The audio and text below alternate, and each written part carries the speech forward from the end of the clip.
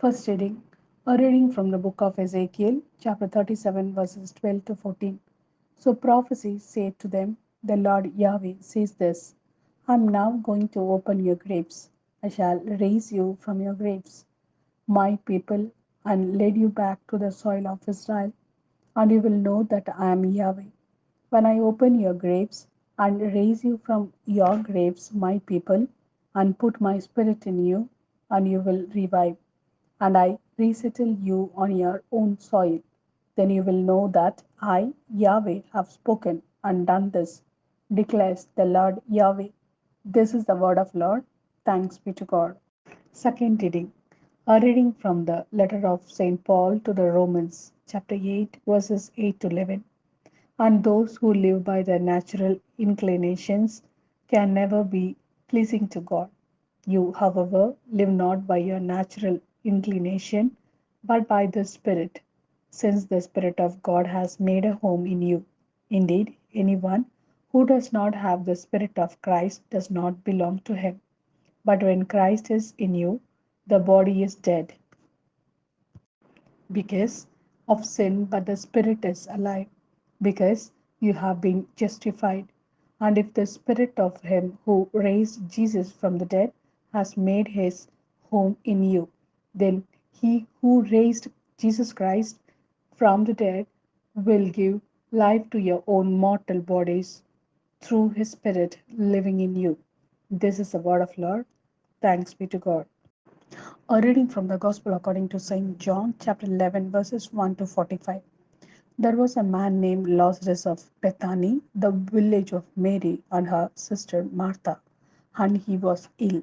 It was the same Mary, the sister of sick man Lazarus, who anointed the Lord with ointment and wiped his feet with her hair. The sisters sent this message to Jesus: Lord, the man you love is ill. On receiving the message, Jesus said, this sickness will not end in death, but it is for God's glory, so that through it the Son of God may be glorified. Jesus loved Martha and her sister and Lazarus. Yet when he heard that he was ill, he stayed where he was for 2 more days before saying to the disciples, let us go back to Judea. The disciples said, Rabbi, it is not long since the Jews were trying to stone you. Are you going back there again? Jesus replied, are there not 12 hours in a day? No one who walks in the daytime stumbles, having the light of this world to see by. Anyone who walks around at night stumbles, having no light as a guide. He said that and then added, our friend Lazarus is at rest.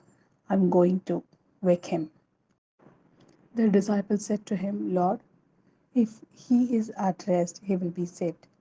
Jesus was speaking of the death of Lazarus, but they thought that by rest he meant asleep. So Jesus put it plainly: Lazarus is dead, and for your sake I am glad I was not there, because now you will believe. But let us go to him. Then Thomas, known as the twin, said to the other disciple, let us also go to die with him. On arriving, Jesus found that Lazarus had been in the tomb for 4 days already. Bethany is only about 2 miles from Jerusalem, and many Jews had come to Martha and Mary to comfort them about their brother. When Martha heard that Jesus was coming, she went to meet him. Mary remained sitting in the house. Martha said to Jesus, Lord, if you had been here, my brother would have not died. But even now, I know that God will grant whatever you ask of him.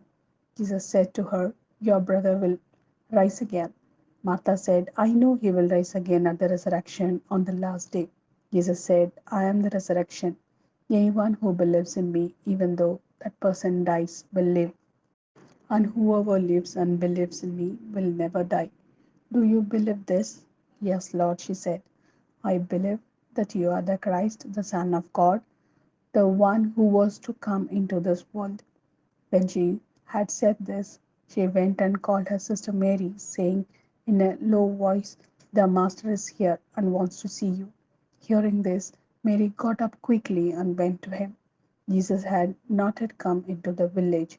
He was still at the place where Martha had met him. When the Jews who were in the house comforting Mary saw her get up so quickly and go out, they followed her, thinking that she was going to tomb to weep there. And go out. They followed her, thinking that she was going to the tomb to weep there.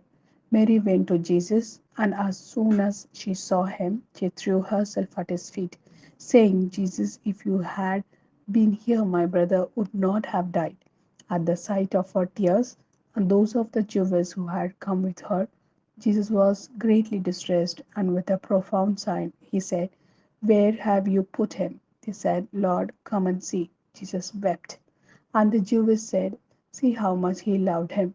But there were some who remarked, he opened the eyes of the blind man.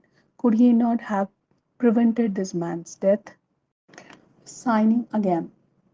Jesus reached the tomb. It was a cave with a stone to close the opening. Jesus said, take the stone away. Martha, the dead man's sister, said to him, Lord, by now he will smell. This is the fourth day since he died. Jesus replied, have I not told you that if you believe you will see the glory of God? So they took the stone away. Then Jesus lifted up his eyes and said, Father, I thank you for hearing my prayer. I myself knew that you hear me always, but I speak for the sake of all these who are standing around me, so that they may believe it was you who sent me. When he had said this, he cried in a loud voice, Lazarus, come out. The dead man came out, his feet and hands bound with stripes of material, and a cloth over his face. Jesus said to them, unbind him, let him go free.